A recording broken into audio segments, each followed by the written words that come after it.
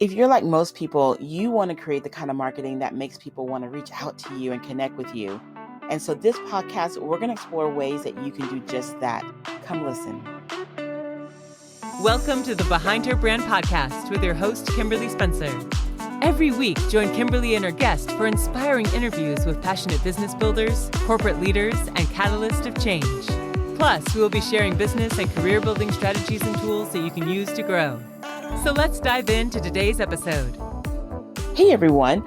Welcome to another episode of our Behind Her Brand podcast. I am your host, Kimberly Deshill Spencer. And today we're going to talk about creating a very engaged marketing platform. I get asked quite often, how do you keep your audience attention? How do you keep creating content that's engaging? Like, what should I do, Kim? How do I need to do it, Kim? And here's the thing. I'm gonna break down a couple of things that you can consider using in your own platform. But let me first say this. One thing about marketing that is very frustrating for so many people, and even myself at times, is that there was an old rule that you had to present your marketing 7 times before someone makes a buying decision. That number, in my personal opinion, has almost been doubled. And I say that because when that was taught to us many, many years ago, like 20 plus years ago, obviously technology has changed. Consumption has changed. Everything in this space has changed. So your audience is now being consumed, excuse me, by so much, constantly on social media, constantly on the news, constantly in their emails. So you have to cut through that. And you got to remember, you can't just post one thing and expect an avalanche. Now, if you have that kind of platform that's already very engaged, they're very excited about whenever you put something out there, excuse me, I got a little tick in my throat, then yes, they may respond very quickly. But typically, you got to post things a couple of different times for people to become like engaged and want to connect with you or want to reach out in some form or fashion. So I wanted to set that tone first because you have to have a realistic expectation that you're going to have to post a few different times, a few different ways, in a few different mediums in order to get the type of result that you're really looking for. And that's key. Okay. I am so sorry for coughing. I have a little tickle today. So let's go ahead and jump right into it. First and foremost, you got to be sure what your audience wants from you. Okay? Let me make sure I really break this part down, because often when you look up information, they always say, know what your audience wants. I'm a big believer in that. But say, for example, you're someone that speaks on leadership development. That's a very broad topic, right?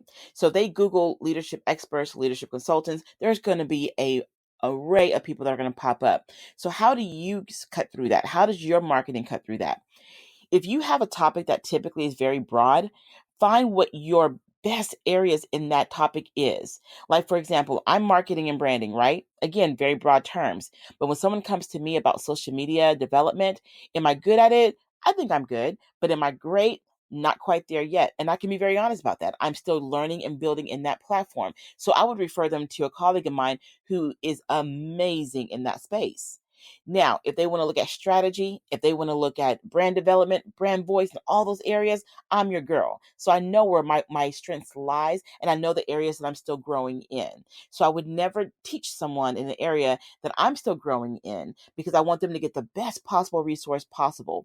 So when you look at yourself and look at where you are in, look at the category that you fall under and ask yourself, what is my area underneath this area that I am really, really good at? Because leadership development could be middle level management, executive management. It could be team development. It could be about culture. It could be about all these different topics. Now, I know so many people are like, well, I don't want to limit myself to a particular area.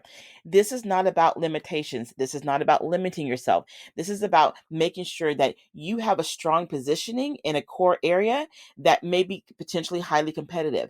It also gives you a very strong distinction. It doesn't mean that you have to only be in those topics, that you can only train in those topics, and that you can only create content in those topics. It just means that people know when they come to you, these are your core areas. I still have people that come to me for areas that I may not be the strongest in, but if they're adamant, like, I really want to work with you, I'll bring in, again, a resource that can help them while I help them in other areas. It's important that your audience knows what you know. They will need to know where your level of depth in the expertise is, because that's what's going to draw them in. So that's first and foremost, okay? You got to be clear on the areas that you really want to put out there in marketing to engage your clientele. Next, you got to know what they're looking for. You got to know the solutions that your audience needs from you. And I keep stressing from you, because here's the thing. Your audience may want to grow in a particular area, be challenged in a particular area, be inspired in a particular area. But when they come to you, depending on how your brand is structured, but depending on what you put out there, they're going to be drawn to you. You may be really engaging. You may be more about facts and figures. You might be very warm. Whatever the sentiment that your brand represents, it needs to infuse even throughout your content. Everything has to flow together. Here's an example. I had a client who really wanted to build her marketing and branding, and she wasn't quite sure what direction she wanted to go in. And so she went to a particular consultant that was very much about stats and research and what have you. And there's nothing wrong with that. That's how their branding was set up when it comes to developing marketing and that kind of thing. And she found that that approach didn't really work for her. And when she and I worked together, it was more about, and my approach is always, let me get to know you. Let me understand your voice. Let me understand what really makes you tick, if you will, what really makes you feel connected to what you're doing. Because I know in that space, the more connected you are to your business, to your voice, to all of that, it's how your information is going to flow out of you and be able to affect the change that you want to in your business. Everyone has an approach. Your audience needs to know your approach. So the next step, obviously, is to know what they want. So whether that's through survey, whether that's through posts, whether that's you picking up the phone call and just checking in with people in your industry, or even asking people, hey, do you know people that fall into this particular area? And you reach out to them and just say, hey, I just have a question. Right now, what is something that you really wish you see happen in our field? What is something that you wish there was more information about? What is something that you feel so confused about when it comes to our areas of expertise? And gather that information. That's first. Second, there's a really great website called Answer the Public, and you can go online. I believe it's called Answer the Public. If I'm wrong, I will put it in the show notes. But you can go in there and you can Google your area of expertise. And what happens is all the questions that people are Googling all around the world pops up, and you're able to see what are the search questions, what are the search phrases. And when you see that, you can create blogs, you can create podcasts, you can create speaking engagements, you can create so much content based off of what you're seeing people are Googling out there. And that is very key, because one, it hits on the SEO factor, and two, it allows you to stay current on what people are actually looking for. And more importantly, once you look at what they're looking for, you'll find the questions, you'll find the searches, you'll find all that content information. You'll find the ones that fit for you, because not all of them are you going to be able to address, but you may be able to say, oh, people are looking for this. I can write on that. I can speak on that. I can share information on that. The next step after that is, once you know what you want to share with your audience, think of all the different methods that you can do that in. People learn differently. So if you're only blogging, if you're only posting pictures, if you're only doing one particular thing, you're going to lose so much of your audience. Some people are visual learners. They want to be able to visually see beautiful pictures, videos, and all that kind of thing. Some people love to read. So if you have a really detailed blog, have that. Some people love to just listen. I get a lot of people that say, hey, on my morning walks, I'm listening to you. And so for that audience, the podcast is perfect, right? And next, you may have someone that says, you know what, I need to see people. I don't want to do all this online stuff no more. So you may have different ways of presenting your content. You got to give them options. The more options you have that fit who you are, that's key. Not fit what everyone says you need to do, but fits who you are, is going to create a more engaged audience. Now, the next thing, you got to present your information at different times, multiple times. You can't just do one post about one thing and expect to have, like I said, a running crew of people running to you. You got to post it at different times. And some of this part here is more about metrics. You got to learn when people are online. You got to learn when they're the most engaged with your page. And all of that goes into analytics. And not everybody loves that. Not everybody enjoys that. But here's the thing. If you're not trying to build a hobby and you're trying to build a business, you need to know your numbers. You need to know your analytics. You need to peel back the curtains and see, okay, this post only had maybe 3 or 4 likes, but I see the engagement reach almost 100 something people.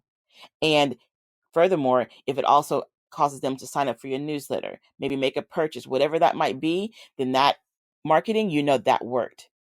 Now, you may have a post that, hey, has so many likes and comments, but nothing in terms of tangible. No one went to your website. No one purchased anything from you. You look at that post and it's a good way for you to say, okay, why was this post so engaging and why did it not cause my audience to do anything different? So this is where the other piece comes in. If you want to create something engaging and interactive, you must analyze your marketing. You must analyze your analytics. You must do that process. It is so key, because if you don't do that, then you're going to be putting out stuff, crossing your fingers, hoping something's going to stick and work, and it doesn't. It has to have due diligence behind it. I'll tell you, there's times where I post like about the magazine. You guys know we have our magazine, and I post it in different ways. I try to post people engaging. I try to post it behind the scenes. I try to post about the women in it. I try to pull out different things, and I try to make it as interactive as we can so that people are not bored with looking at it. Okay. And we also ask for feedback. We're a magazine, but we're also a very content-driven company. We want to create, inspire, educate, and do all those different tenets that we believe in. And so in our marketing, we make sure that we follow each of those tenets.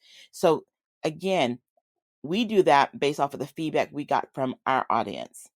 All right. So I'm going to recap. First and foremost, be clear on what you want to be known as in your space. Be clear on the areas you want to focus on. Be very clear on what your audience really needs from you. What are they coming to you for? That's so important. Next, make sure beyond anything that you review your marketing. Review what works, what's not working. Look at your analytics. Make sure that the information that you're sharing is being shared in multiple different ways. And these are the different things that you can do to help create more engagement. Okay? Now, what do you do after listening to this? Spend the next literally 14 days creating content in multiple different ways.